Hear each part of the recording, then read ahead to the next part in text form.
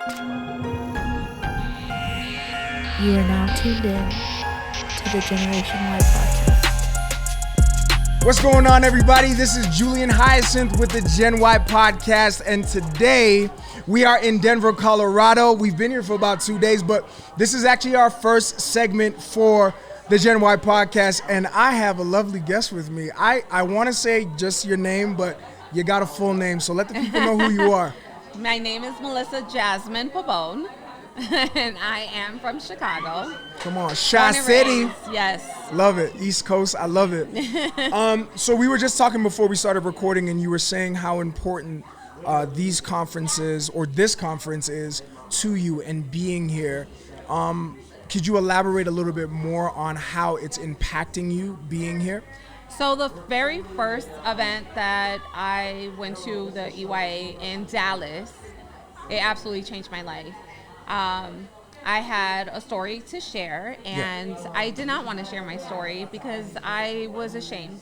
And EYA changed that for me. And since then, I've been changing lives by sharing my story every single day. I love that. Next question was, when it comes to purpose, because purpose is something that is talked a lot at these conferences, and these, each speaker comes on. When you hear the word purpose, what does purpose mean to you? And I love that, because if you asked me that a year ago or actually 2 years ago, I'd be like, huh? Right.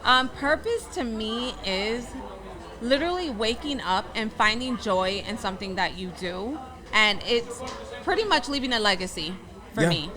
And if it's inspiring one person a day, that's purposeful and meaningful for me. Awesome. I want to ask you, because I grew up in a single parent home. Okay. I grew up with my mom teaching us the value of having integrity, putting a good step forward. I want to talk about, being a mom and being an entrepreneur. If you could encourage someone that is juggling, how best to navigate a season like that or a life like that? As a mother of two and being an entrepreneur, I'm not going to sit here and say it's easy. Yeah. It's not, because you got to find balance and being present for your children and also being present for your business, right? So I always tell myself, you have to set boundaries. Work in my home does not happen after 8 p.m. And really? It took a while as an entrepreneur to accept that. Yeah. However, this is my one life. And if I'm not present for my children, you never know what can happen the next day. What if, right? What if? So after 8 p.m., there's no business.